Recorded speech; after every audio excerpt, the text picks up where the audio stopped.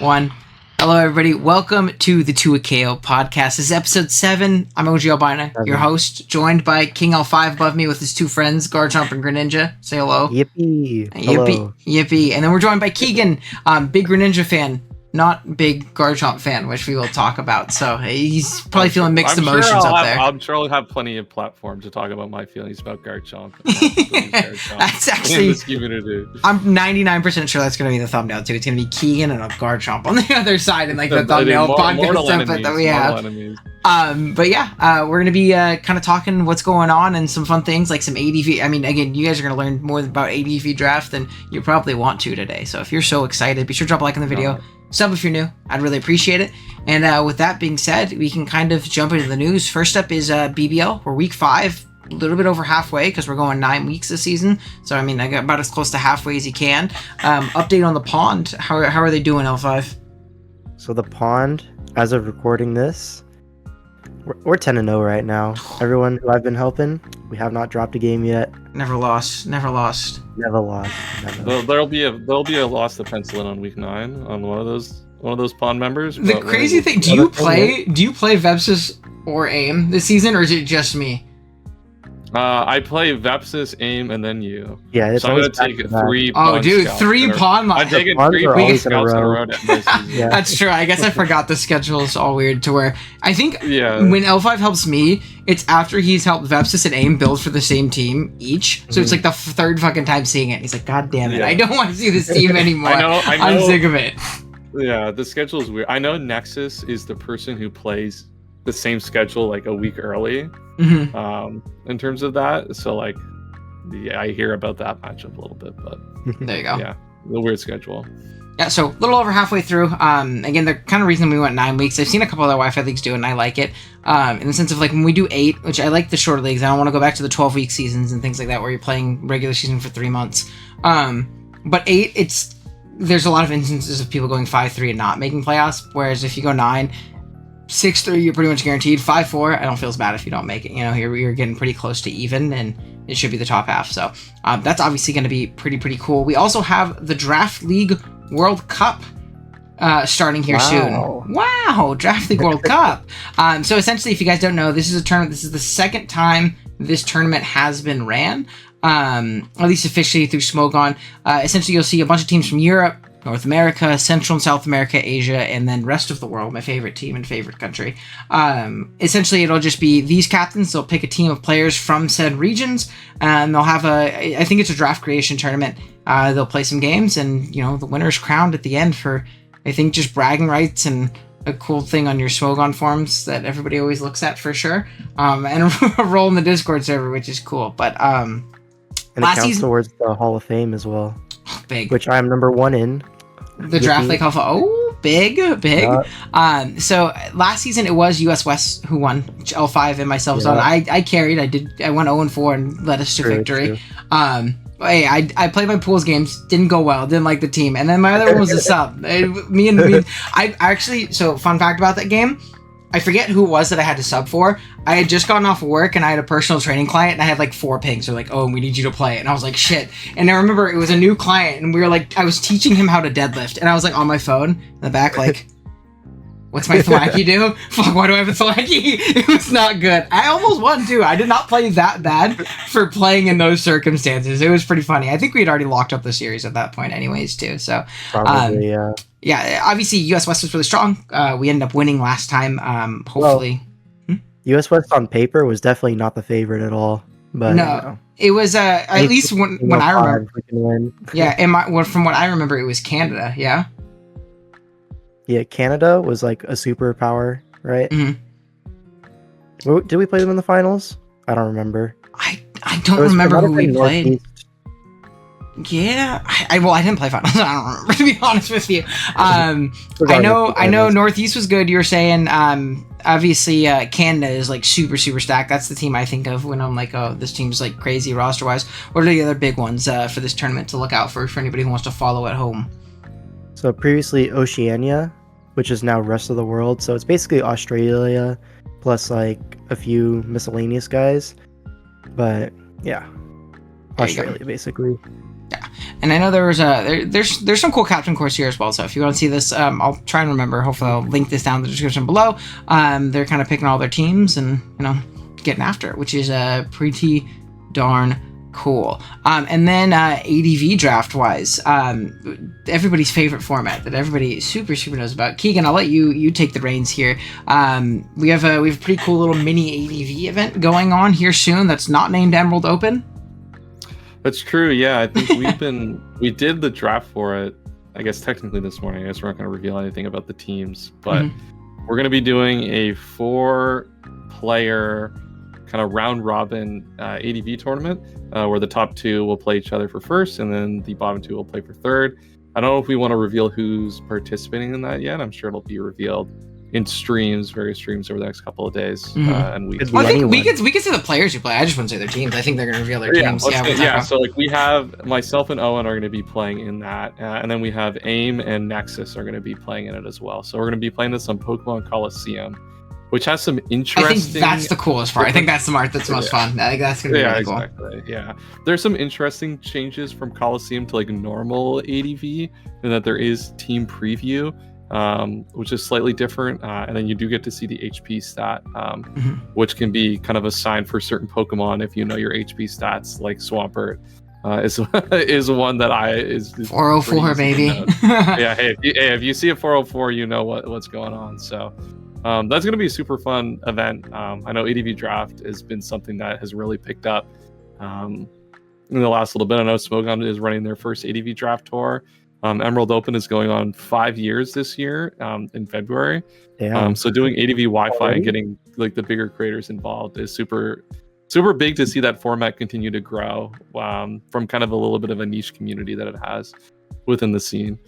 Oh, 100%. And it's like, it's a little bit more casual, but I think it can kind of show like people like the unique quirks that like ADV has, and like the really wonky mechanics. Something I really like about ADV is like, I feel like it really like rewards good positioning, because you're not like consistent good position, because nothing does any damage in that format. It feels like a good damage, like sick. I got off 30% on something. Let's go. Like I can't wait to get off 30% on another 6 turns. Like, so it's a really fun format. It's frustrating at times because of you feel how old it is and how old the mechanics are, and like the flaws in it and stuff like that. But it's a lot of fun using 11-point Glalie, the GOAT. But yeah, we'll obviously be doing that. I don't think we have a date set on like when we're going to be like all uploading that tournament. I think the plan for pretty much everybody is just do one big like super mega cut video of it, but it'll be really cool. Again, AV Wi-Fi, that's a cool idea. So yeah, I'll say one thing about it real quick. A few weeks back, we did give Waffler the week to someone for allowing Suicune, right? Hey, listen, now, look, no spoilers. Let's just say maybe in 4-player draft, we might be able to manage it a little bit. We were looking at, I don't think any of our teams, well, L5 disagrees, I think I'll be fine, are like, at least the other 2 for sure. I think you're going to be cooked. I think no, I'm fine. We're fine. We got Raikou. No, you are so cooked. No, we're fine. We're fine. Just stay out as DMs for this for the tournament. Let me cook my AV team, and me and my great water resist will be good. All right. Dude, blame Keegan for not letting me have my fucking the water resist I wanted. Team is really cool. I know. Look, that's a good water resist. I would not rely on it on being your Suicune answer. Exactly. Hey, we need a multitude of things. All right, we need a couple. Yeah, you might be sorely disappointed if that's your answer to Suicune. So team-wise, I think people are going to be slowly revealing their teams though. Like, I know Joey and Nexus are talking about like doing it on stream and like doing like how they do for their teams typically or how Joey does for his teams typically, where like gift members become the nicknames, and subsequently obviously it'll be released. I plan on like at least teasing the team and kind of releasing on stream. I'm sure Keegan probably will too on your streams as well. So if you want to see the teams early, I'll leak them all. Just DM me. Don't do that. 1 subscriber, please. Send me a screenshot. If you beat Turtonator, you get 1 Pokemon. Real. Dude, one person just had fucking like 70% of their team revealed, dude. I think 5 beat it in the stream last time, or something like that. There are too many broken dragons now, unfortunately. Yeah. You gotta ban the dragon type and mirror. Or Turtonator, he fell off. Powerful. Dude, watching Turtonator lose 5 games is like watching LeBron this year, man. It's sad. He still got it, but he's going down. He lost 5? but he won 55. You know, it's nobody still, talks about your wins. Hey, if you regress to Jason I'm talking Kidd, about that's still him. pretty good. That's still pretty good. Nobody talks about the wins. We all talk about the losses. That's how it works. Yeah. No. Terminator doesn't get special treatment because he's old as shit. Next up, we'll jump into kind of the Keegan segment, the one that everybody's waiting for. I know that guy. He's right here. Keegan, you recently released a really cool video going over your Spotify Wrapped for Draft League. What came up with the idea on that, and did you come up with any or did you come to any cool conclusions looking at things? Anything that like super surprised you with your stats for the year?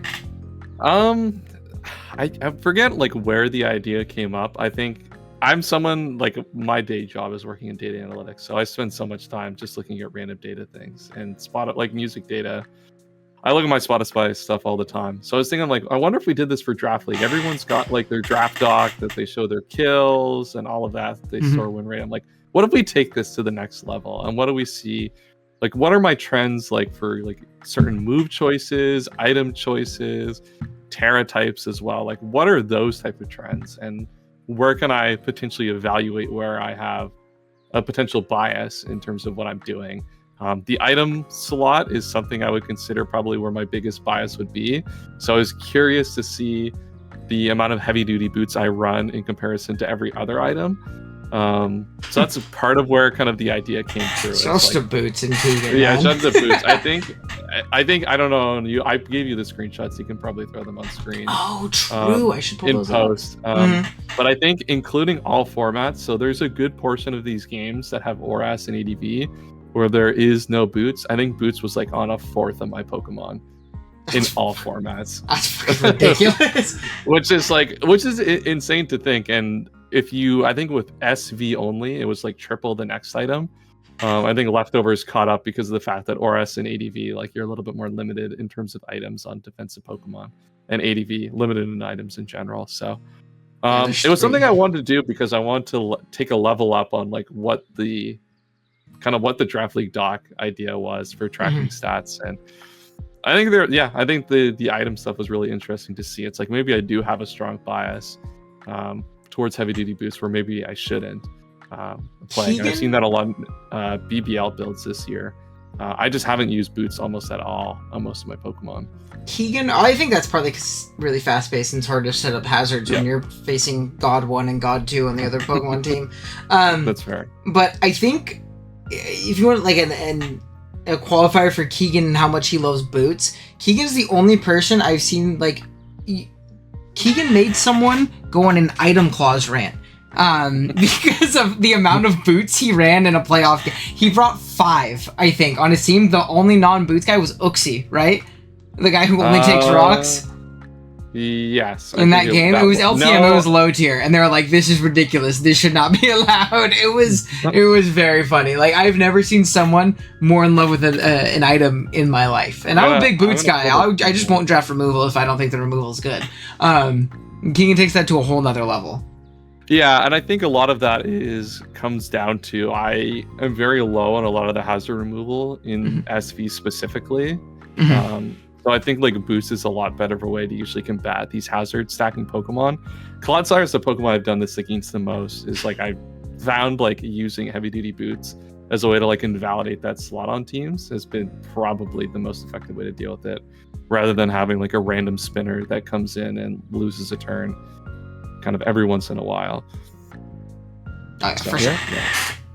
I mean, a lot of people do think that the best removal in the tier is just heavy duty boots. I think we've talked about it a little bit on the podcast before. Yeah, I think it just kind of, we've talked about it too. It depends on your team and the matchup. Sometimes like having to run 5 boots, that sucks because then you don't get the other items and then you might lose because of that. We don't have our scarves and our AVs and our helmets and stuff like that. But yeah, we can move on to the next question. It reminds me of DPL Season 7, which was the first SV season. And I was so surprised at how many boots people were running, but it kept working. And I was like, is this a real thing? Like boots wheezing? That one in particular I remember. Cause was it gas wheezing or was it levitate wheezing? I don't remember. Do boots levitate wheezing to not take rocks is psychotic behavior. That's like That's wanting not boots what- we might Oaksy. be pushing that a little bit too much. There's a team very clearly. It was like the first boot spam guy was in DPL7, and I was like, "Is this viable?" He keeps winning. Yeah, oh, for sure. And I don't especially if remember people who are it was, tunneling but- on hazards, because if you don't have good removal, that's kind of like the first thing people Yeah. do. Is they see like, oh, I mean, you literally my DPL or my BBL matchup with Dell. We looked at his team and like, oh, he has a Cinchino to remove hazards. I'm getting a rocks, spikes, T spikes, and granted, we did account for like boots. Like boots Ogerpon was a big problem for that build, so like we had a lot of knock into it. And Mons that like switched into Ogerpon or Ogerpon switched into we had knock on, but like. You know, that was the first thing we noticed was like, ooh, get up spikes. So if you can kind of invalidate that, it kind of screws over your opponent's team if you can call it they're going to go for that instead. So, Yeah. Speaking of this Spotify Wrapped thing, just to wrap this up, get it? When you released that video, I was like, I wonder what it's like for my own builds. So I actually did a quick like Control F through all of my pastes, and my number one item was boots as well, but not to nearly the same degree as Keegan. My number two was actually Choice Scarf, which I found really interesting. And not really what I expected, but that's what it was. Well, I think like I was surprised my Choice Scarf was actually so low. I think I brought it like 18 times out of like I think a potential 360 items, which seems criminally low. really to be low, honest. yeah. Like I think like ADV would have accounted for maybe at max like 4-6 games, like the only generation I would have played without it. But I think it makes sense as an item. Like Choice Scarf is such an easy, you know, you look at boots as like an easy way to control hazards. Choice Scarf is such an easy way to control speed. In a metagame, like in most of these metagames, especially with so many fast Pokemon, and Scarlet and Violet, Scarf is kind of sometimes the only way you really have to have counterplay. So it doesn't necessarily surprise me realistically that it'd be the second. I was surprised it was actually so low on mine. Yeah, I find for a lot of matchups that I think are like not great, I'll just spam scarves. Like low key, I will. Yeah, I mean, there's some masters for triple scarf. You're like, oh, this can work if we click the right button. Yeah, yeah. Yeah, there's like a subconscious bias almost, like of once you find the Choice Scarfer, that like that's the one Choice Scarfer you have to determine in a matchup, and then the second and the third one kind of get extra value on top of that by it's surprise value. Exactly, yeah. No, 100%. Now we can go on to kind of the question we ask everybody when they jump on the pod. 2-prong question. One is going to be favorite mon, right? Like ever. You know, it doesn't have to be for competitive reasons, because second is going to be favorite mon to use in draft. And I'm always interested to see if there is like overlap, because me personally, like my mon, it's a little bit both. I'm a big Mence guy. It's my favorite mon in general, but I also loved using it in draft. I think it's great in Gen 9 in particular. It's good in ADV too. You're telling me I've drafted not Mence teams twice ever, including this event that we're doing. Yeah. Spoilers. But a lot of people, like, their favorite mon to use and their favorite mon might be a little bit different, but their favorite mon is still something they like in draft. So I'm always curious as to everybody's answers. What are yours? This is interesting because you would probably expect mine to be close to the same, but it's actually not. So my favorite Pokemon, I waffle on this so often. It's probably most consistently Zapdos, but I wouldn't put Zapdos almost anywhere near my favorite Pokemon to use. Oh, you're not draft, not a big Zapdos guy in draft? LeBron James? We don't like LeBron? Yeah, well, there's so many different Pokemon that I like over it for that role. I think one we've disagreed on the most is like Iron Hands versus Zapdos. I'm very big on Iron Hands in Gen 9, and I think that Pokemon is much better than Zapdos, for example. So that's probably my favorite Pokemon and has been the most consistently. Swampert's probably up there just for like the Gen 3 connection. Nostalgia, yeah. But even then, still a good mod in draft. Yeah, and even then, like I only really like using it in ADV. Like I don't use it in many of the contemporary formats that often. My favorite mons to use in draft, I think, if I had to give a few lists, because there's so many niche ones like Throw, Sneasel that I like to use in other formats. But I think like the top ones would be Cresselia is probably up there in number one in terms of like the older gens. I love it in Oras and Usum. I think it's just such an effective way to counter a lot of like the common megas that you see in those generations. it would have been Altaria, but I think realistically it's probably Charizard X would be the second one for the older generations. I've used that Pokemon. It won me my first championship in the first league that I played. It was such a dominant part of ORAS for close to a decade. I don't know how much it's used nowadays. I don't play as much ORAS as I would like. And then probably Screamtail would be my favorite Pokemon in this generation. It's one of probably my highest usage Pokemon, and I think that the utility that Screamtail provides while having like 111 speed stat is just such an anomaly for what you get out of those Pokemon. A lot of people will criticize stuff like Cresselia, Chansey, those type of Pokemon for being very slow, but Screamtail is kind of like the complete opposite. And then it does that, but has access to like a speed stat that can actually leverage Encore, Thunder Wave, and these utility moves to actual like real effect, and not rely on them clicking a move in front of you and then you reacting with Encore or Thunder Wave, making you susceptible to like substitute and stuff like that. So those are probably the 3 Pokemon I would look at as like my favorite in draft.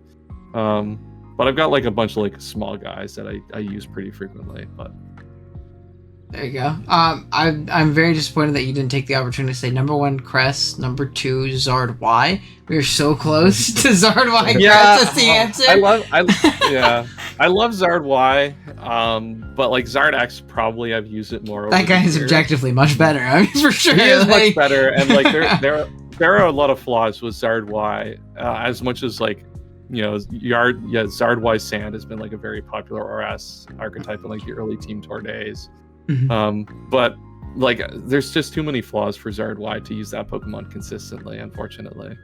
That is like that was like my first like I guess like, you know, quote unquote core that I ever used when I first started playing draft, because I mean like the first like 3-4 seasons you're just kind of drafting shit and throwing shit at the wall. But I remember I drafted Yard Sand and I thought it was the coolest shit ever, dude. I remember being super, it was like Yard Sand. I think I had like 4 grass type or 3 grass types or some shit on the team. It was terrible. It was also like my first consistently good season. I love Yard. I think it's such a fun mon. It's very, very hard to fit on teams, though. It is not good on a lot of teams, so it definitely makes sense. Especially in ORAS, where like hazard removal is so difficult to come by. Like the Yard Crest team that you're referencing that I put together, like I had to rely on like running Lottie Crest, which I probably wouldn't like to, just to have access to a good hazard removal. And you have to defog with your Latios instead of clicking Draco in ORAS. It requires a lot of like difficult building constraints, and forces. We're going to talk about Garchomp, I assume, in a bit. It forces your Pokemon into roles that you really don't want it to perform week in, week out. Like if your Latios is required to defog every game, then you're losing so much of the value that Pokemon could have. For sure. Speaking of, we have little Garchomp staring Keegan down. He hasn't broken eye contact with you. He has some words. Yeah, I'm his biggest enemy. Clearly in this community. L5, do you want to introduce the Garchomp theorem, or kind of lead Keegan into that? What do we exactly mean by the Garchomp theorem in all caps? I don't know. I just put that on our Full Swipe Gaming. Our doc. Yeah. So basically, Garchomp is something that I'm actually quite high on, but Keegan, he tells me everyone's using Garchomp wrong. I'm not sure if you even like hate Garchomp. I think you just disagree with how people use it all the time. I think my problem with Garchomp, I definitely think it's good. I've drafted it before. Like I've made these comments and I've drafted it in plenty of situations. I think one of the problems, and I think this is like comes in like the territory of 8mon, more so like the 9 and 11, is I think oftentimes you'll see great Garchomp matchups where Earthquake is super spammable. The only, fairy type is very susceptible to Earthquake. And, that opens up a lot of potential Swords Dance opportunities, Scale Shot, offense, and stuff like that. But I feel like people kind of generally just default to running rocks and 3 attacks on their Garchomp. They'll run Stealth Rock, Earthquake, Dragon Claw, and then find an Aqua Tail, a Poison Jab, something just nonsense to hit like a random defensive Pokemon that might answer Garchomp, and kind of leverage it in a way that it just functions as like an 18-point lead. Yeah, there you go. One counter on the leverage. They'll use it in a way that's like an 18-point lead, which is certainly a valid way to use it. Like bulky Garchomp is certainly a good Pokemon, especially in a generation without hidden power. that makes Garchomp a little bit better in that sense. Though Terra, I think, closes the gap there. That's my biggest problem with Garchomp, and we talked about with Latios, is I think that people, especially new to 8mon, and it's something that I fall into a lot, where I try to force ideas that I enjoy in 8mon, is they'll draft mons that are forced into roles that they don't want to perform every week. And I think Garchomp, for me, I think Mew was the poster child for that, like in the mid 2010s, late 2010s, like in Aura Sanusim, people would draft Z Mew and they'd be like, man, I gotta run Stallbreaker Mew this week. Z move setup will gotta be next week. It's like, that was the poster child for that. I feel like Garchomp has become that a little bit more recently. I remember with Mew in particular, I think it was earlier this season when we were building a BBL, L5 told me, he said some shit like, I think it was like Mew losing Roost forced people to run good Mew sets every week. So they weren't running Stallbreaker, everything. And I remember back in the day, dude, I fucking love me some Stallbreaker Mew. That's the only thing you saw. Yeah, Wisp, Super Fang, Seismic Toss, Nightshade, Taunt, and then Soft Boiled or something like that. And maybe you variant and you go like Toxic or Thunder Wave, or you go no Taunt or something like that. But that was probably 80% of Mews, and now you see so many cool sets. And that was a good set, but like, we have so much less utility for Mew now. It's like, man, you had so many options. There's so much you could do with Mew. And like, we're just using it in a way that we're just not getting the 18 points of value out of this Pokemon. Another part of what made... Oh, go ahead.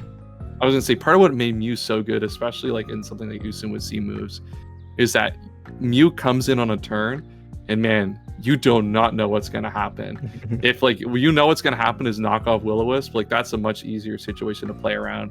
If you got like question mark Z move coming out, nasty plot Dragon Dance, like so many different options, that's where like Mew's value is, and I think that's where Garchomp's value could be. But a lot of people use those force turns to set up Stealth Rocks, rather than just like press advantage with force scale shots or Swords Dance to use EQ to break through these Pokemon. So I think this kind of leads into the next conversation, because I see what you mean, right? And I think like drafting mons specifically, if they have to fill that role, is tough. But it kind of leads into a conversation of like, what do you want out of your high tier? You know, your number one or your number two guy, because that's what Garchomp is going to be in this scenario. That's what Mew would be in, Gen 6 and 7. Do you want it to be like World Ender, I need to come in and exert insane pressure?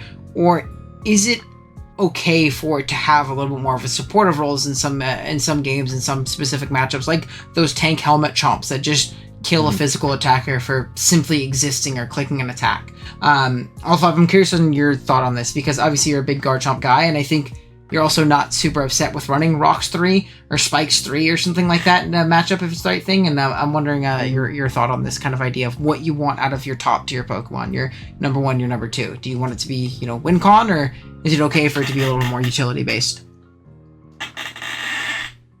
Interesting. So, my number one guy, we talked about this last time, I think, or maybe it was an episode before that, but I'm usually just going to pick the Pokemon that I think is the best on the board, no matter what. So if that's like a more utility focused mon, but it's like really, really good at utility, then that's all good. And then I'll draft around that for round 2. I'll be like, what's a good pairing that makes sense with that guy? So an example of this would be like round 1 Garchomp in DCL. We got round 1 Garchomp in like the latter half of the round 1 draft, and Garchomp I like because it can do all these things. It's a good bulky Pokemon, it's a good offensive mon, depends on what you need out of it in a certain week. But then we got Zarude with it, and this is back when Zarude was not as highly Zarude rated counter number 2. Propaganda has not spread at that point, but that pairing is really cool, right? Because Garchomp and Zarude, they can both be win cons, but if you need a tank chomp, you still have that Zarude win con. It's not like you're missing a win con by running tank chomp. Now, do you think with Garchomp in particular, it's a problem? I don't know if in these like tour scenes in these 8 months, do you see Garchomp often drafted in a bit of a restricted role? Because I know also it wasn't in, because didn't you recently do a stream? I think Garchomp was one of the mons that kind of underperformed in Swish, right? And wasn't Garchomp one of them where it really didn't have the numbers you'd think it'd have, especially in that gen? Like Chomp's him in Swish, like at least to my recollection, but it didn't perform good. Do you think it was a draft issue, or do you think? Yeah, I think it was a combination of the drafts and the people using them. You know what I mean? No flame or anything, but Garchomp is consistent. Really consistent top performer in Sword and Shield, but this season was not its season. For whatever reason, people were not getting the most out of this thing. And it can happen, right? Amon can have a bad season, but by and large, like large sample sizes, they see Garchomp is the truth. Yeah. Especially in Sword and Shield. It's like consensus number one. And that's definitely fair. Now we've had a counter. I think we have 2 of them already, Keegan. Your favorite word as of recent. In leverage. It's become a bit of a running gag with you. I mean, I know in like BBL, I remember the first week, I think Nexus was doing a live through, and you were like talking through your commentary and explaining like what do you call it? I don't know what it was, but he was like, "Holy shit, this guy a lawyer? Like, what's going on, man?" He's saying leverage and capital and all that. I mean, what a nerd. Dude, I guess so. I'm too much of a nerd. That's a problem. I guess we all are. We're playing Pokemon Draft League every week on the internet. So the one I want to ask, obviously you have your favorite word is leverage right now, but Pokemon Kappa. I mean, I'm giving you your chance, your soapbox. What exactly? Because obviously we joke about it, but I've actually had people ask me, they're like, "What does that mean? Like, what does he mean is Pokemon capital?" and to my knowledge, it's what you got, Pokemon, right? Do you want to explain it? Capital. Yeah, I'm gonna bring up. The idea that I brought up. Like a lot, the idea that this really comes from is like chess, and that like a lot of the times, like when you pre-plan, a lot of chess is pre-planned to a certain point without getting super in depth, because I don't know enough about chess to speak as an authority on this. But a lot of the games are like pre-planned sequences to a certain degree, like up to like a certain set of moves. There's like certain correct turns and everyone knows kind of what's going to happen. At a certain point, like you break from what like the set standard expected best plays are, because they're not researched enough. So that's kind of like when we move from that, it's kind of like you apply that to Pokemon. And like a lot of the ways that I like to build is from lead out. So it's like, how do I win turn 1? And then how do I win turn 2 off of that turn 1, and etc. And you kind of go down the line. You can't really play through every permutation of the game, of course. But if you can win turn 1, big one, by the way, permutation is another big one. I've taken too many math and game theory classes. Unfortunately, this is just a language. This is the language I was given and equipped with. So once you go down like these sequences, you kind of build your teams in a way that like each Pokemon has a specific role, and that's not like too different than how most people build. Like, your Screamtail, for example, will be potentially like tasked. We'll use Garchomp as an example. It's potentially tasked with dealing with Garchomp, and then you can run enough speed to Ice Beam it. You can use defenses to live enough EQs, prevent Scale Shot, etc. So you kind of build these teams to go through the first couple of turns, get yourself into the game, and then certain Pokemon have certain roles against certain Pokemon. Where Pokemon Capital has kind of come in, and how I speak to it, is that if you're able to like neutralize a threat on an opponent's team, so let's say we'll use the Screamtail as an example, you're able to remove that Garchomp, you have basically extra Pokemon on your team that you can use kind of more freely to kind of gain advantage elsewhere. So like if you're able to deal with the Garchomp early, for example, that Screamtail is freed to just either be a potential sack in the mid game, to potentially just come in and like play a defensive role against other Pokemon. That's where the Pokemon Capital idea kind of comes in, is if your Pokemon that are designed for certain sequences and situations aren't actually required for those, you gain an advantage by just having more tools and more capital in that sense. You think of like the volume of Pokemon that you have to actually attack the situations that your opponent brings up because of that. And that's kind of where the ideas come from, and kind of the best way I found to articulate it is that once you get into these situations where you have this high amount of capital, you should definitely use that to your advantage and take advantage of that, because you can use that definitely to press your advantage and not overexpose very hyper specific answers, which it's definitely really important in SV. Like a lot of these Pokemon require very specific counterplay, And if you're able to have just extra Pokemon lying around that you can use to either, damage key defensive Pokemon or stop, key setup Pokemon, like that is kind of where like the term has come from and why I talk about it so much, because I think it's just an important thing to think about constantly in the game, is how I can leverage my Pokemon in situations where either their role is gone because the Pokemon's been dealt with, and how else can I use them in a game like that? How can I leverage my extra capital in a game plan? Yeah, no, for sure. I'm just making sure that was a long-winded answer, but like that's kind of like the theory behind like a lot of like the gameplay and like a lot of the ideas of how to actually like, play through them in the game that I kind of adopted recently. I think it's it's something important to talk about too, because I remember it was a long time ago. It was a game that Jason was playing when he first got back into it, and I remember he either killed them on that like an Empoleon was there to check, or it didn't come, something like that. So in that scenario, he had that extra capital, the Empoleon.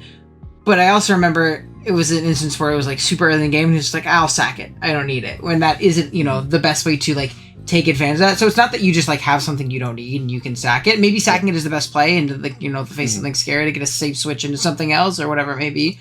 But it's also just like recognizing, like, okay, I can get extra utility out of this, and kind of having. I mean, I think. Oh my gosh, why am I blanking on the word? Like asset management, like knowing, like having more tools is always going to make a game just that much easier, even if they're not specifically tailored to beat other things. So I think it's definitely fair. We'll move on into a little bit more waffling. L5, you wrote this one, so I'm gonna let you jump into this one. You wrote it, and I don't know exactly what you mean by it, so you can jump into it here. We're gonna be doing some philosophy at the moment. Philosophy, 4 leverages, and Pokemon capital today, guys. We're going real deep into the theory today. Not a lot. Dude, some kid's head just hit his desk when we're talking about this shit. Yeah, we're about to ruminate over this.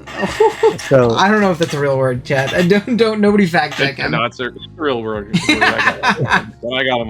Doesn't know. Dude, my word capital sucks. Okay. Anyway, so Stealth Rock and Boots, what's the relationship between these two? Because this is something that, some people see a little bit differently than others. So the idea is Stealth Rock is really good.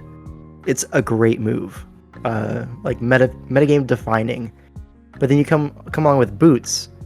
Boots makes Stealth Rock do nothing. So if Stealth Rock is really good, that must mean Boots is even better. But if you're spamming Boots, then Stealth Rock sucks.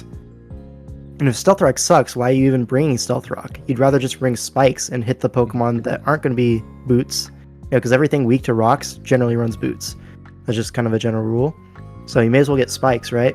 Mm-hmm. But then all of a sudden, your Moltres doesn't need Boots because you're not bringing rocks. So where does it end? Where does it end, Keegan? Tell me. Which lever do I pull? The Boots lever? Are you the Boots guy or are you the Stealth Rock guy? Are you both? I'm definitely like I think it's funny we're talking about this because it's probably related to a video I did very recently talking about why I think Spikes are actually better in SV than Stealth Rocks. And I think I kind of like the easiest way to approach this for me is. The reason I think Spikes are better than Stealth Rocks is like remove the Boots conversation for a second. If you look at a lot of the top of the metagame, it's that like the top of the metagame is very resistant and very like kind of deters Stealth Rocks in general. Anyway, like if you look at a lot of the top threats, I assume we can bring a board up. Oh, and you can throw one on screen, make your life difficult in post production. Like a lot of the top Pokemon in the metagame in general already resist Stealth Rocks, and are already deter that Stealth Rocks. So like that's. I think there's a lot of things kind of outside of like Boots that really put pressure on Stealth Rocks, and then that opens up like, do you then start to rely less on heavy duty Boots? I think it's really hard to, even with that reality. As someone like who's very kind of like high on like Spikes versus Stealth Rocks as an idea, Stealth Rocks still like shows up not like double the amount, but still shows up a lot more frequently than Spikes. And I think a lot of that is because it's so much easier to fit on Pokemon. that I think that natural tension is always going to exist, and it's really hard to get away from stealth rocks just being omnipresent on teams because of how easy it is to fit on them. And like, to be fair, like, I think, Owen, we've talked a lot about this. Boots, you know, obviously preventing stealth rock damage is important, but then information is still really key to gain access to with stealth rocks, and like picking out like what Pokemon have boots or not, so you can pick out like those specific items. I think the problem is it's kind of, I don't know if it's like an exact prisoner's dilemma, and that like everyone's forced to run rocks and everyone's forced to run boots, and we just kind of, no one can really pull the lever back either way. If you deviate, you will be punished. Yeah, it's kind of that thing, like, if you deviate, like, if you expect stealth rocks to not, like, stealth rocks is probably realistically at an all-time low, I think, in terms of value in this generation, but it's still on like every team. Like, you still have to run boots. It's still broken. It's still crazy. It's still crazy good. It still punishes these boots users. I think that's the thing that we run into it here. Or even a bare minimum, it gathers information for you, right? Exactly, now we don't have to deal with Scarf versus Sperry, whatever it may be. Yeah, so I think it's just a prisoner's dilemma where everyone's just gonna rock and everyone's gonna run boots, and you just have to pick your spots where you think it makes sense. Well, the thing is, no one's gonna run like 6 boots all the time, so rocks are still gonna get value no matter what. Yeah. There's so many times when people are like, they give me like multiple mock replays, and they're like, I don't know why this one was so difficult and the other 2 were so easy. I'm like, well, in that one you didn't get rocks up. The other one you got rocks up like turn 4. Yeah. That 12% really adds up. It damages everything, no matter what. There's no rocks immunity. There's boots, obviously, but like no Pokemon just does not take damage from rocks ever. In 6% makes a difference, right? I mean, we call back to the wheezing idea earlier, where people are running boots levitate wheezing. Like, rocks is really relevant in a high metagame to like confirming 2-hit KOs on a lot of these Pokemon. And even like if we remove like the Moltres and the Volcaronas of the world, like boots is still like stealth rock damage is very key to just do that 6 or 12% to guarantee those 2-hit KOs for a lot of the powerful Pokemon in this tier. Well, I remember. Oh, go ahead. Stealth rocks and like spikes as well. You kind of think of it as like an analogy for the slow march of time. You're always going to get value every time they switch. That's always like you're marching towards the end of the game. All of it, the whole time. Every switch, you're getting closer to that end game. So I think that's funny. I remember this is a big thing. Keegan didn't play a lot of Gen 8 Wi-Fi, but I'm sure you remember at least hearing about this. There was a big period where like I did not hear this on Showdown, by the way. Disclaimer: don't worry, Showdown players. But there was a lot of people who had the idea of like boots are broken, like this item shouldn't be allowed. And I remember there's even like there were smaller leagues, but like small Wi-Fi leagues were like banning boots or like item causing boots and shit like that. And then they'd finish and they're like, that was terrible. Like that was really tough. I didn't enjoy that at all. And I see boots as well. It might be annoying, you know. You pull up, you got your Cloud Sign, you're like, hell yeah, I'm getting up spikes and T spikes and I'm chipping everything. And you play 5 boots. It might be annoying, but I feel like it's almost, this might be a little bit hyperbole, but like a necessary evil. I think hazards are like inherently just kind of broken as an idea and a concept. I don't enjoy playing Aura. I think it's a good metagame, like in general, it's a competitive metagame. I don't enjoy it personally very much because it feels so limited in how I can play into hazards. Like, I know there are good mons and good instances and things like that, but if you don't get one of them, you're in a really, really bad spot. And I like that Boots at least gives you the option to play around hazards in that way. So I don't think like I'm always going to be pro Boots. I love the item. It's probably, I mean, I didn't do a Spotify rap for my stuff because my teams just randomly would get deleted throughout the year because too much storage on my computer, whatever it may be. But I'm sure Boots is probably my top item too. I'd be very surprised otherwise. Speaking of Auras, right? So hazards being broken and removal sucking, that's something that we really tried to tackle this season in DPL, that draft board, where we basically nerfed every spiker and buffed every removal, like pretty considerably. And I found that to be actually pretty much effective. So I don't know, I feel like that's a very fixable issue just by adjusting the points on the draft board. I think we're getting close to like a really nice Auras metagame.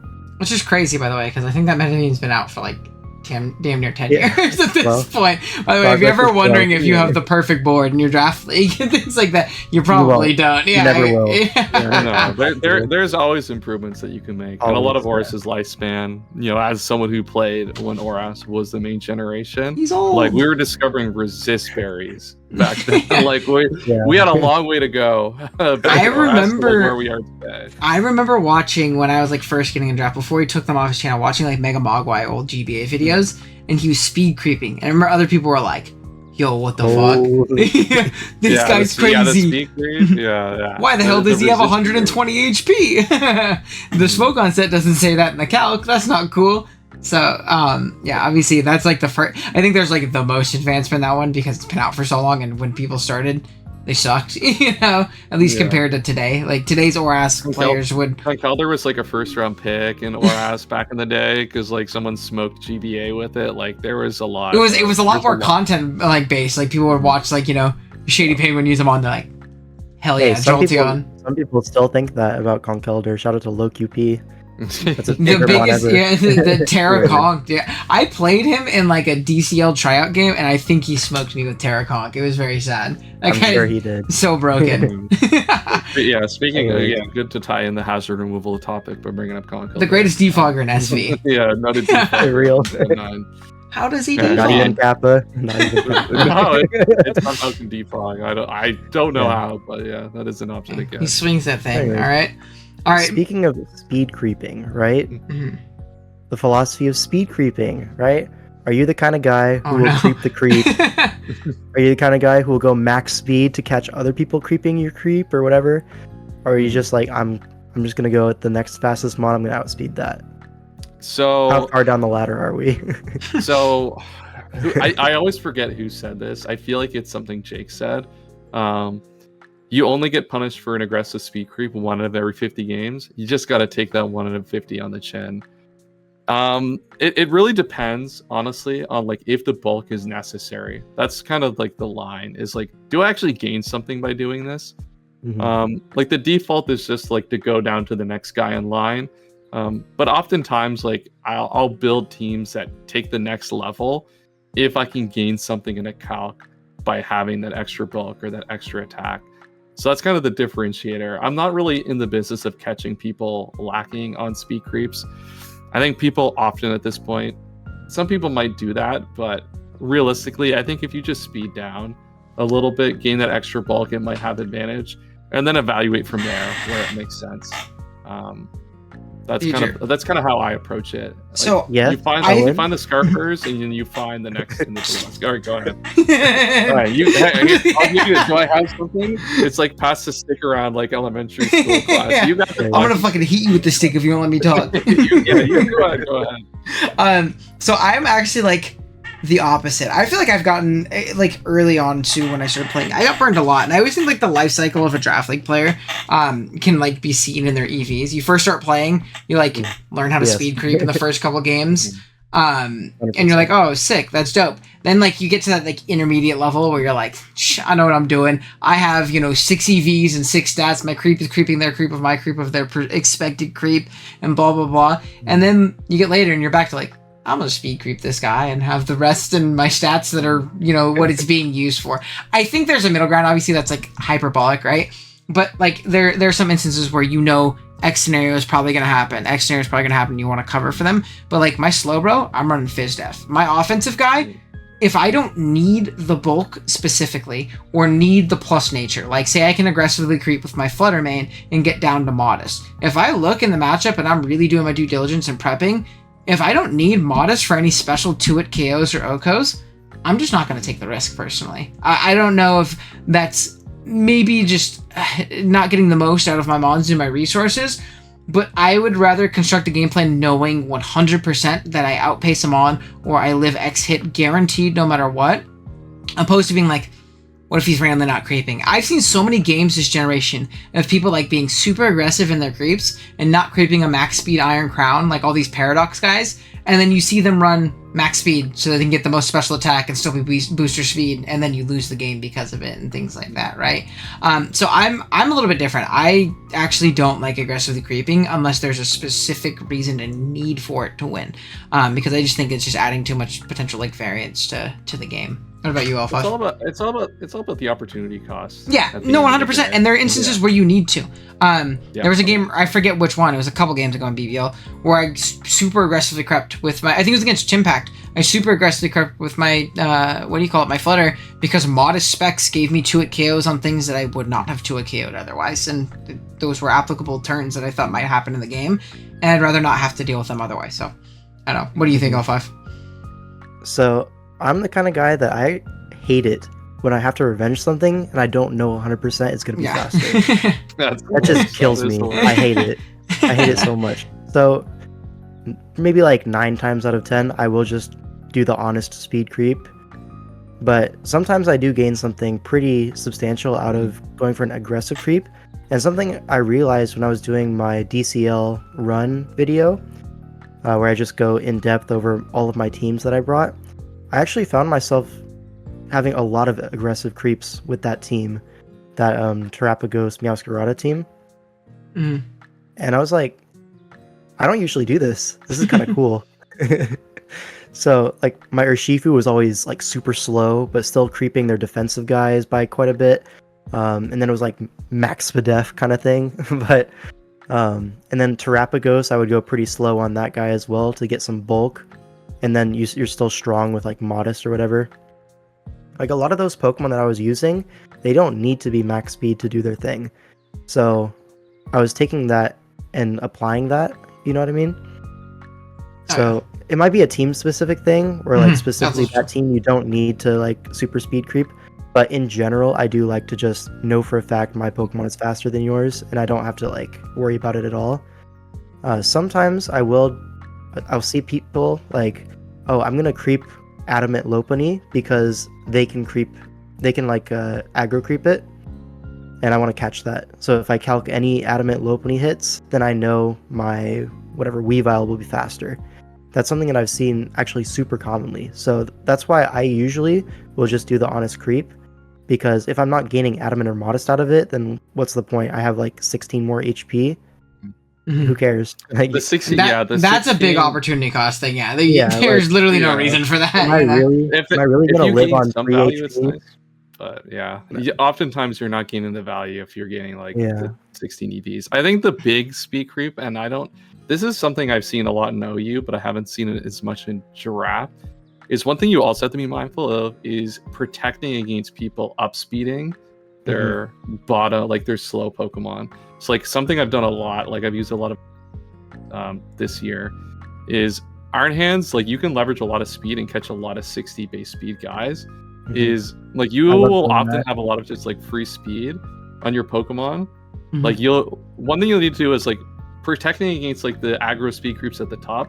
Also protect against the Pokemon that are like maybe like 10 base points lower, but like can often afford to run that speed. Make sure to protect against that as well, because there are often times where like these slower Pokemon, they're have a lot of very good offensive firepower to them. It can just catch you. Iron Hands, I think, is a great example of a Pokemon that can do that very frequently in metagames. So I think like that's where I feel like I catch a lot of people the most, rather than like aggressively creeping. But to your point, like 16 HP doesn't matter like at the end of the day. But like being able to run like 100 speed on like a Pokemon that naturally has a lot of bulk and just randomly pick off like Clefables, Azumarill, and stuff like that with an Iron Hands that would be expecting to just play rough and kill you or Moonblast and kill you. I think that's where you're going to gain a lot of value, focusing your energy on that side of the speed rather than let me get my 4 defense EVs to live Sucker Punch 0.5 more % of the time in this specific niche circumstance, and then get screwed over by someone just 252ing you. I think the amount of like NASCAR Dawn fan I've seen. Yeah, like the slow guys, like people just aren't like people often throw their extra 4, their 8, and like spit out for defense, and it's like not even think about it. And like you can just catch a lot of those players off guard. Donphan's a good example because like that guy checks what he checks and doesn't need a lot of bulk to check what he checks and gets smoked by everything else in particular. Yeah. So going like 100 speed Donphan and smoking something is actually a pretty viable thing. One last thing on EVing and like speed creeping in particular, and aggro creeping before we jump on to the next. I think, and I mean this in the nicest way possible, if you're playing in a league with a lot of new players, or you are a newer player playing a lot of leagues, don't aggressively creep. It's probably just not gonna work. I've had a lot of people in my server like come in there irate, losing their mind. They're like, "Why the fuck was he max speed?" I'm like, "Because he's been playing for 2 months, you know? Like, yeah, he's been playing for 2 months, and that's his offensive guy, man. Of course, he wasn't, being aggro." When you play OU, everything's 252. Like, yeah, that's a starting point. I didn't start speed creeping until like my second, third league or something like that. You know, like back in the trend when I was finding my GBA league websites or GBA website leagues. I wasn't speed creeping. A lot of people aren't when you're first starting out. So I would definitely not recommend it early on. Not like it's like a slight, like, these guys suck, don't aggressively creep them. They just might not know ball yet, you know? Like, it just might not be to that point. So I think that's also a big thing. Creep down to the max speed. Know you outspeed, yeah. Because not outspeeding and your whole game is, like, reliant on that, that sucks. I've had that happen so many times, and it's infuriating. It makes me so mad. So, yeah. I totally, I definitely recommend that. And again, just knowing when you need to get the extra bulk, the extra attack, things of the sort. But with that being said, though, we can jump on into a kind of the main question of the day we have. I believe this one was actually in your server, L5. Yes, Toast Gopher did. Do you want to read this one off? This is a really interesting question. So, he was saying, at this point, I've seen more mons be called frauds than not. Examples of mons I've seen be called frauds include Landoi, Bundle, Terraserp, Terratorn, that's crazy by the way, Terrapagos, Aliphin, Terra Boulder, Deoxys Speed, Darkrai, Blaziken, Terra Enam, and many more. So what are some Pokemon that you think are actually frauds, and what are some Pokemon commonly deemed to be frauds that you disagree with?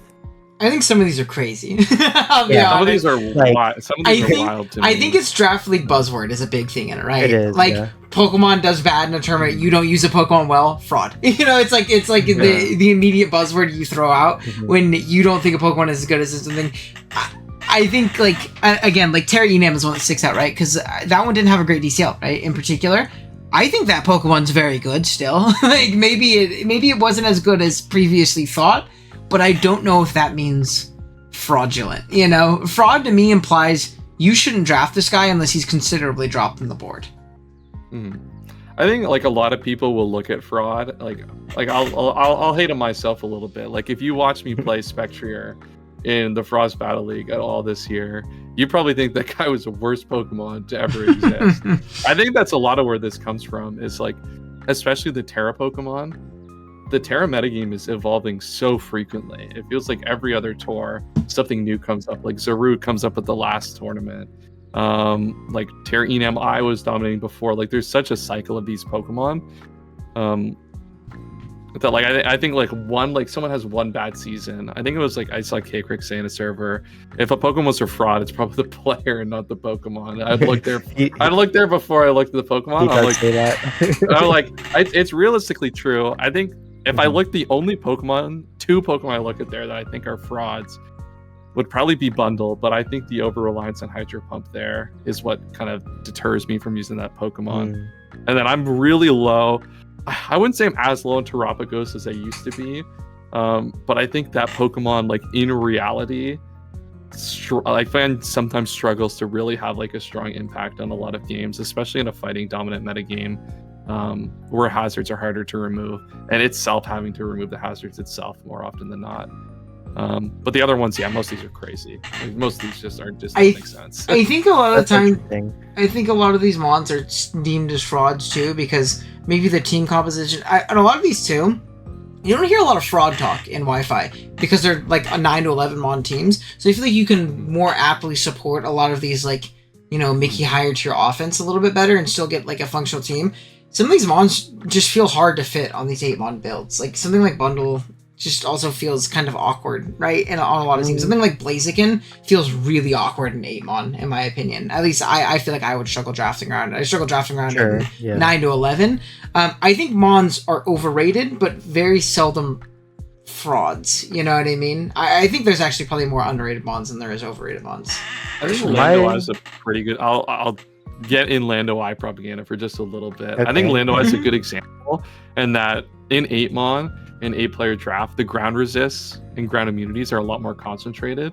Where like you look at 9 to 11, like the board becomes much more thin as to how you can answer these Pokemon. So I think that's where a lot of the fraudulent stuff comes in. Like I use like regular Lando had a good effect in like the last PBR, for example. But it's just like it just depends on the environment that you're playing these Pokemon in. Like, are the checks going to be as apparent? And a lot of these offensive Pokemon in 9 to 11, it's really difficult in 16-player drafts for every team to have access to all of these answers. Where in 8mon, it's a lot easier to build team compositions that can answer these Pokemon. Am I the only bundle fan in this call? I think that one is hella good. I didn't like it when I used it. I mean, I don't know. Maybe it was I just struggled getting it in, things like that. I mean, I'm using a God Terra bundle in GG, so I'm sure that guy will be broken. Oh, yeah, Terra bundles. I think I got Terra bundle Chomp at back wheel. By the way, that was crazy. Yeah, that's not Waffler of the week. We got a better one, but that might be co-Waffler. GG Inc. is a co-Waffler of the week for some of this SV tiering decisions that they made. Yeah. Board. I think my problem with bundle isn't necessarily like the concept of the Pokemon. I think it's really good. I think like maybe I'm just too risk adverse with like relying on Hydro Pump as like a stat coverage, and I think like that's just an internal bias I have, and it's not necessarily a commentary on bundle in and of itself. I think it's still a very, very good Pokemon for what it does. Give him Surf and he's broken.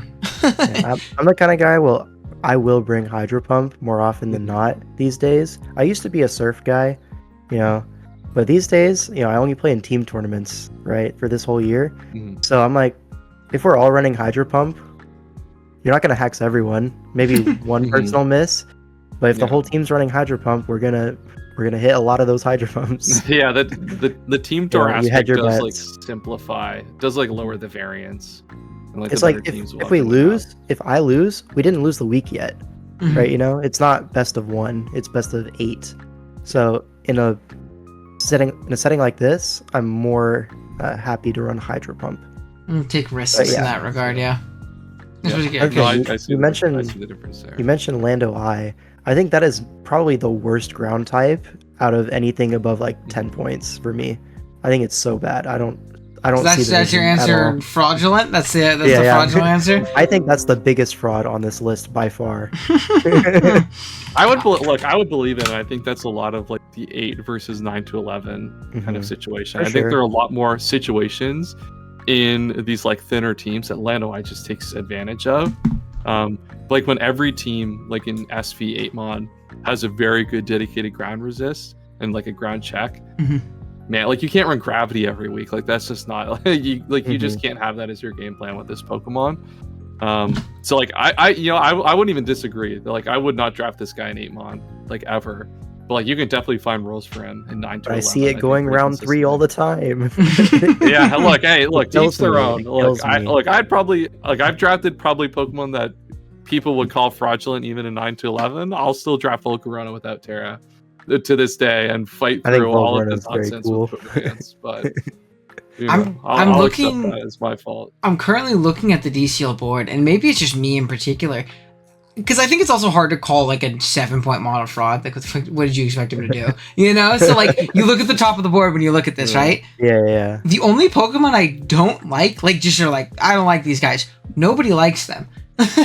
I'm like I looked at 15 points. I'm like I think Baxcalibur is bad. I'm like well everybody does. It wasn't drafted here. That's very brave opinion. Yeah. You're really going on. I'm standing on my soapbox right now. Let them know I'm not a big fan of 14-point Weavile in SV. I wouldn't draft him very often, kind of thing. But other than that, though, like I'm looking at all of these top tier mons. I'm like I'll rock with them. So I don't know. Maybe it's just SV is like has a lot of really broken high tier mons.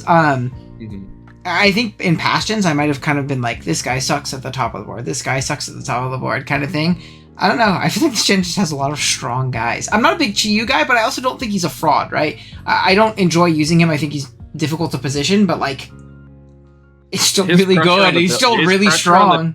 Yeah. He forces a lot of things in the team builder that, like, even if you struggle to get him going in the game, his impact on the game is so large, outside of like what it does in the game. There's very few teams I would draft Chi-Yu on, but I would, and I wouldn't be like, this guy's terrible. It would, if anything, that's another mon where it's like, you probably just drafted a shitty team around it. You know, it's one of those very specific, I fit on only a couple styles of team type mons. So I don't know. I actually don't have an answer for like high tier mon I think he's bad. If anything, I have more. I know you hate Landorus, so we get it. More than that. Oh, really? Oh, what's it? Give us another one before we move on. Or another, which one? Single Strike. That actually might be a good one. I've used him. Oh, the biggest fraud ever. I thought of one. After, it's not your Shifu, but that's a good one. I did think of one. I had someone. Me when I lose to Terra Fairy, aka the best Terra ever. I think the mon I don't like the most, I think is the most fraudulent, but I also don't know if this is that hard of a take too. But I did just help someone draft today, like an old buddy who's getting back in the draft, and he was like, hey, should I get Latios with the wheel? And I was like, no. I think that guy's bad. No. I really don't like that mon. And again, I'm like the biggest Latios glazer in Usum and Swish. Oops. I like that guy. I think he's great. I've used him like twice at Gen. Once with Terra where he was very broken. I liked him then. But he shouldn't have that. And then the other time when I used it just like normal Latios, where you'll see it 90% of places as Terra banned, that guy sucked. Like, I really hated using it in Summer Scramble, the tournament we used. It just does not pick up the KOs it needs to. Everything kills it. Like, everything kills that guy in one hit now, it feels like. I really did not enjoy that Pokemon. But I also don't think Latios is super high on people's radars this gen like it has been in the past, you know, like Usum and especially Orias, where he's kind of him. Definitely on the way down on the people are very excited with Luster Purge and then got very unexcited when everything was 110 with the powerful knockoff or outspedded. The dark spam gen? Latios isn't good? Yeah, the dark spam a little hostile to Latios, unfortunately. You and I, Meowscarada, Greninja, Zarude, Tinglu, even the Ogerpon, like the Ogerpon's tie and can live a Draco and then just knock you off, and like what do you do after that? Yeah, no, like you're speed tying those guys and you're 50-50 to do anything on the turn. I look at like any tier damn near from like 19 to 10 on this DCL board. I'm like, there's a really good dark type in this tier, and then you're like, shit. So many. And then Terra Fairies too for your good old Dracos, which is kind of like the whole point of that guy. So that's probably my answer is Latios. I was very disappointed in him. Don't draft him, guys. If we want to reach into like the mid tiers for like who's fraudulent. Yo, my boy Sandy Shocks. Hate that guy. D-Ray, look away. Yeah, he's killed a lot of Ubers this year, but like he's very much yeah. I implore you to watch those games. I implore you to watch those games and see why it killed a lot of Ubers. Hey, look, that might be true. And I was talking to him about it before too, because I remember when he drafted, I was like, I don't think this Pokemon's very good, and he was like, watch. And they got like 6 kills in the first 2 games. Got pretty lucky in both those 2 games. It has not come since week 3. Because he just can't bring it because it's very bad in like every matchup ever, and he's like, this mon might be terrible.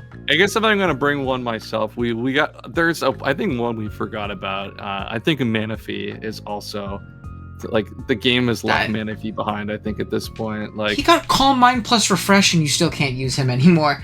Like, could you imagine that move in like Auras or something like that? Like, it's very broken. Yeah, it's a very broken move. It literally doesn't matter. Like, I've seen Manaphy do something not once this entire gen. No, I got to sleep with it in a Wi-Fi tournament when it first came out. But, like, shout out to Lil Mola. Yeah, the team I've had it on recently, even with Terra, like, the team might have been bad, but I think part of the reason the team was bad was because of Terra Manaphy. I think just, like, it's so hard to get a tail glow. It's too slow. Often, like, it's not strong enough. It's not bulky enough. Like, you have to use your Terra defensively. And, like, you then have to run boots because like people can just hazard stack you. Like there's so much that can go against Manaphy very quickly.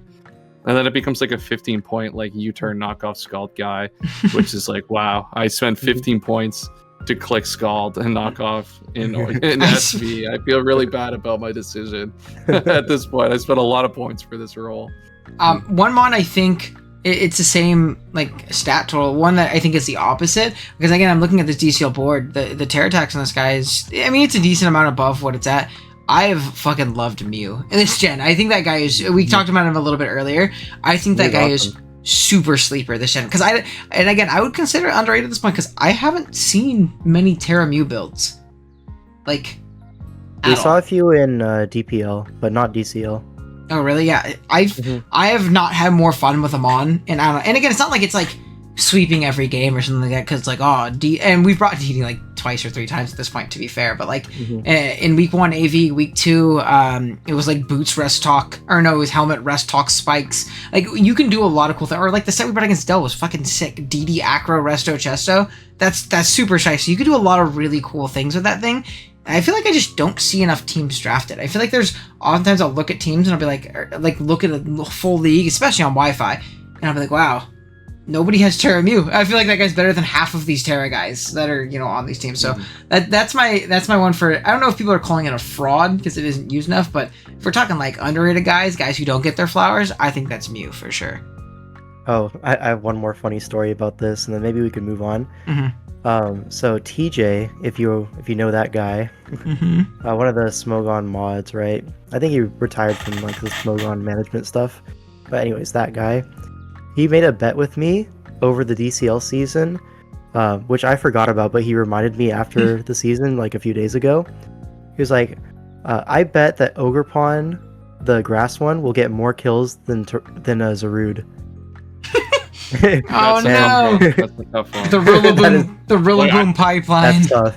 Yeah, I love Teal Ogerpon. I love Teal Ogerpon, but they're not playing the same ball game, unfortunately. I remember it was that DPL season, the last one, where like Terra Ogerpon was like everywhere, and people were like, "This guy is like a top 5 Terra captain." It had we just said like the Rillaboom pipeline, where like people found that guy, they're like, "Oh shit, he's broken," and they're like, maybe not, and now he's like right here. Oh wait, grass resists are everywhere.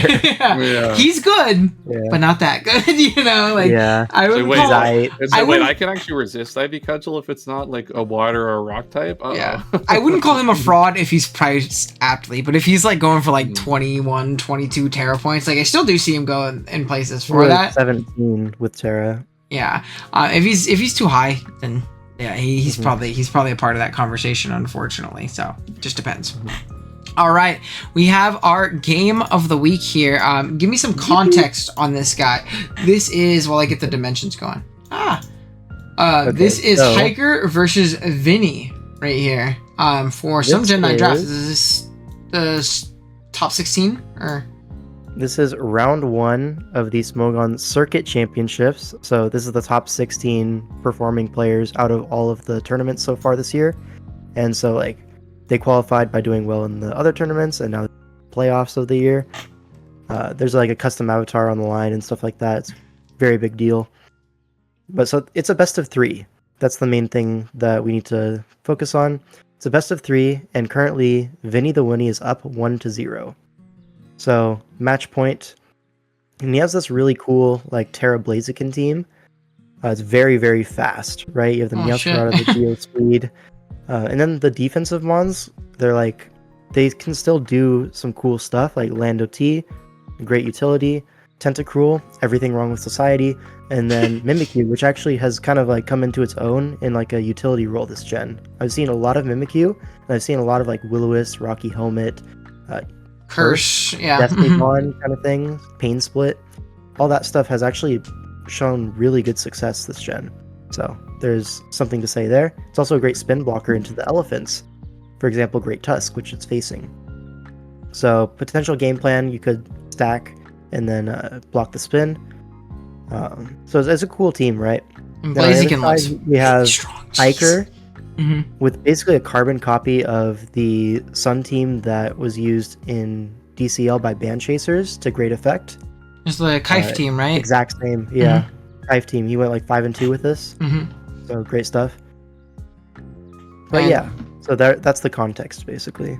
All right, if you guys want to pull up the game, I'm gonna watch it on normal speed because I don't think there's a very long one, if I'm remembering right. And I'm gonna play in 3, and I'll give some commentary. If you guys want me to pause or you want to say anything, jump right in. Just let me know. All right, cool. I'm going to pause it real quick. Just look at Terra typings. I'm assuming I think this is Terra Lilligant, right, on this team? Yeah, it's Lilligant and Moth. It looks like they're both stabs here. Moth or Lilligant's kind of off the screen. My bad, gang. But it's Terra Grass here, and then we have Terra Fire on the other guy, and then this is Terra Blaziken on this side, right? Yeah, also Terra Fire. We love Terra Stabs out here. We're just clicking fucking buttons today. That's why we have no normal. We're not. Terra Fairy be damned today. We're going with the stabs. Screw your Roaring Moon. I'm clicking Terra Fire Flare Blitz because your fire resist is. It's crazy because like there's no fire resist, but there's 3 fire resists, right? That guy just kills everything. It's ridiculously strong, especially if you give it Sun. All right, we see Ninetales lead, get up the Sun immediately as we see Landorus come out as well. Drought pops and then Intimidate. Pivot out into our Great Tusk right here as it takes on any EQs, anything like that. Unless you get a crit. 53%. Great. On. Ice Spinner. Gonna go ahead and hit this Mimikyu. Good Ice Spinner. Obviously, it hits the Landorus and kills it, but also covers like a balloon Mimikyu, but chose to be Rocky Helmet instead. Iron Moth comes out next. Double out into the Landorus as the Iron Moth is out. Ooh, let's go. Zapdos is going to pivot next. We see a double into the Tentacruel. Vinny is just in his bag. Get off a Toxic on the Zapdos as it U-turns. We're looking good right now if your name is Vinny the Winnie. Lilligant comes out, clicks Solar Blade with Terra Grass. I don't think that crit mattered. Guys, Life Orb. Terra Grass, Life Orb, Solar Blade into... I have 4 defense Tentacruel, so that one wasn't mattering. Yeah.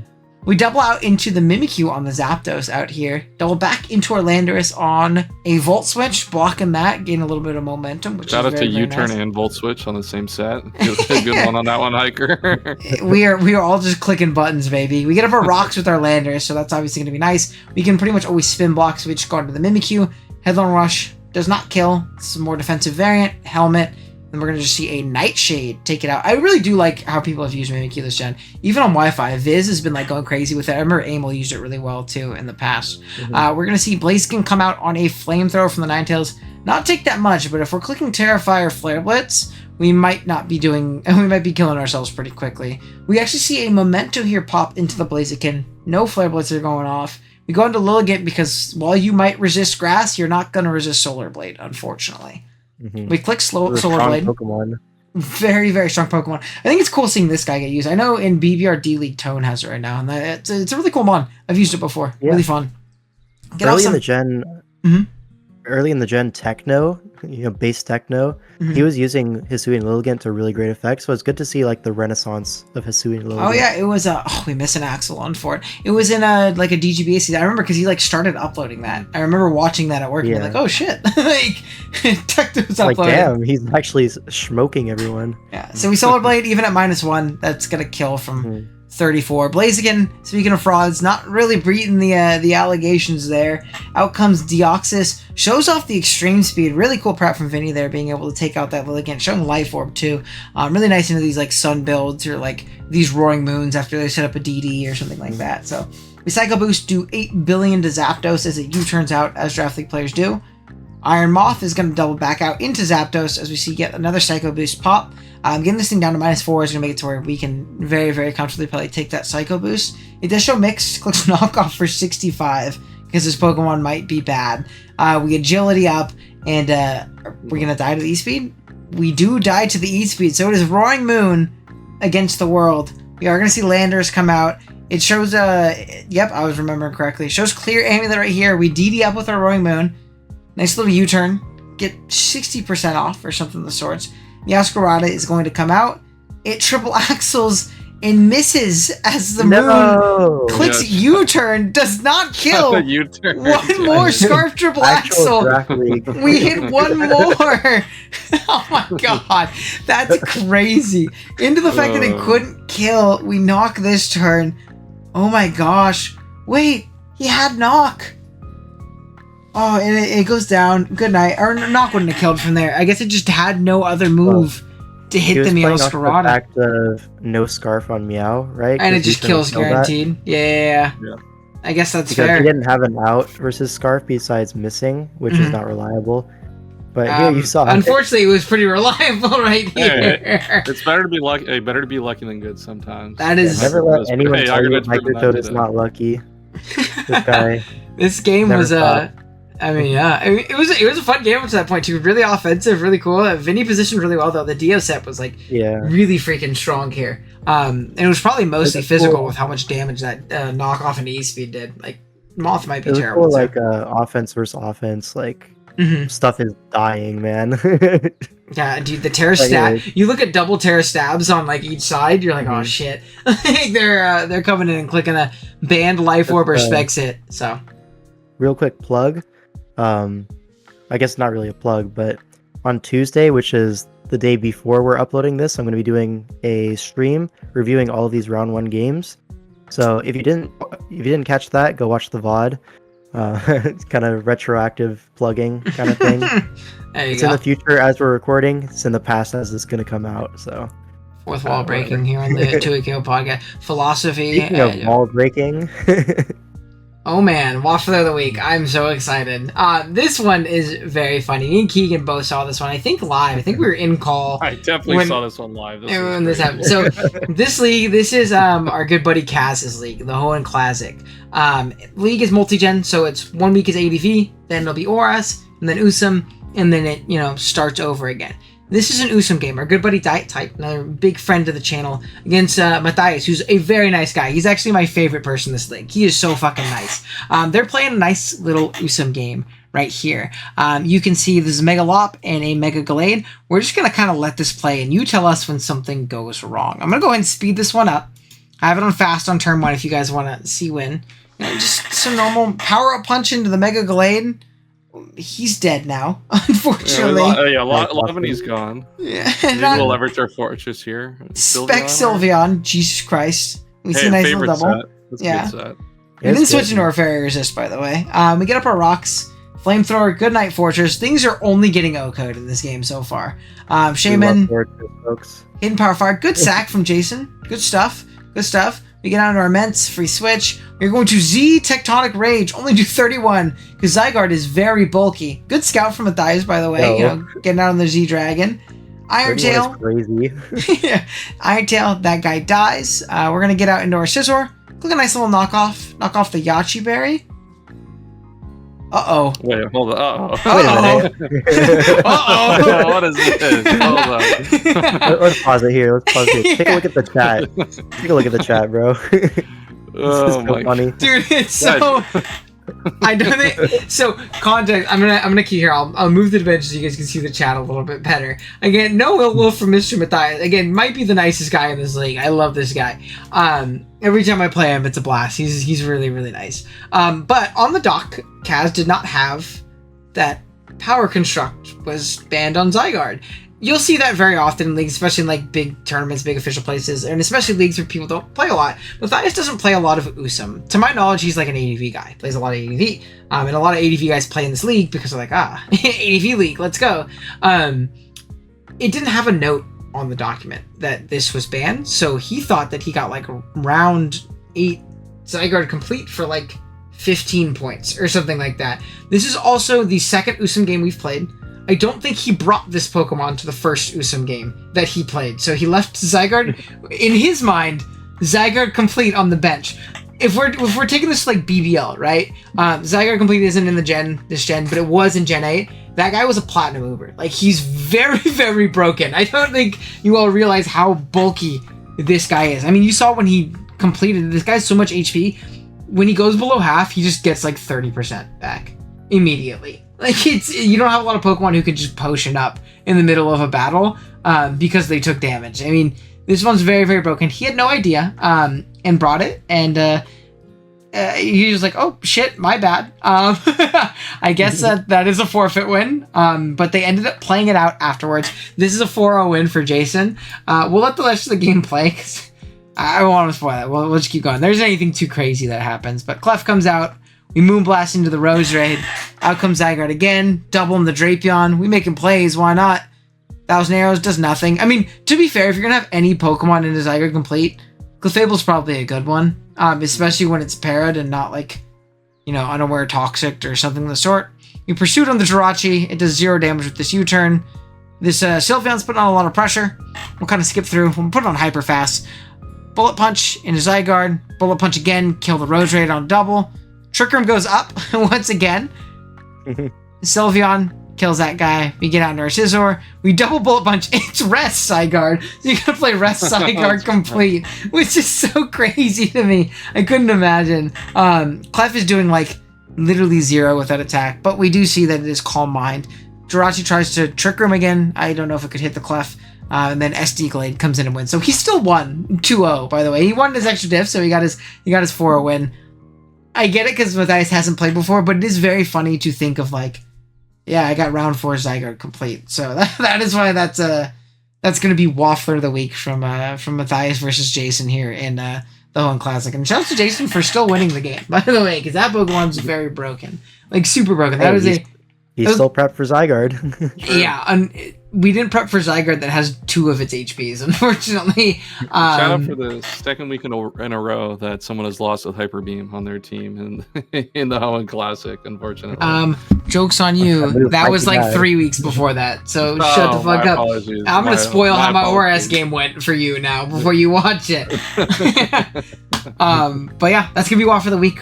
That is going to be the end of the podcast this week. Keegan, do you want to plug anything before you head out for the day? Any final parting words? Yeah, I'm sure Owen will put the link to my channel in the description. I'm playing in the BDL as well, as pretty much everyone. It seems like has been showing up on this channel recently, so stay tuned for that. We got a lot of fun stuff coming up in the new year, particularly Emerald Open is the big thing that we do every year. I'm sure Kaz is going to come on and talk much more in depth about that as we move into the new year. But be subscribed to that, and then join the Emerald Open server, because that's one of the biggest things we run every year in the community starting in February. So it's super exciting to get more ADV, and I'm sure like with the ADV tour we're running, that tour is going to be even bigger and even better as a result. So you definitely won't want to miss the 5th Emerald Open, because it'll be better than all the other ones, and won't have Jirachi or Suicune, so it'll be better than the last. Will be better than the last. This one won't have Suicune. We saw run. This one won't have Suicune. Yeah, I wonder who let Suicune into the one that we're doing. Yeah, it was a group. It was me and you. Don't you pin this on me. Look. All I'm saying is you could have prevented this from being a problem. Sounds like he's pinning it on both of you. Yeah, it does. This is why Garchomp doesn't fuck with you. L5, do you or very stout Garchomp on your mic stand have any final words before we dip out for the week? Garchomp is so good, man. I'm pretty sure this gen will see the rise of Garchomp within the next year. Like, people have kind of like, Garchomp used to be like considered one of the best, and now people are sleeping, and I feel like we're gonna come back up. That's my prediction. We'll see. Clip it right now. My prediction is I'm taking NyQuil for the rest of the generation. I'm staying asleep on this guy. He said I got my melatonin. I'm not waking up. You can't wake me up. I got my melatonin gummies ready to go. Yeah. All right, guys. We're jumping off of the video again. If you enjoyed, drop a like. If you're new here, drop a sub. If you have any guests you want to see us have on the podcast in the future, please let us know in the comment. We've obviously been picking a lot of them, but if you have someone in particular you want to see jump on with us, let us know, and we might have them on. So appreciate y'all watching. Drop a like if you enjoyed this video. See ya.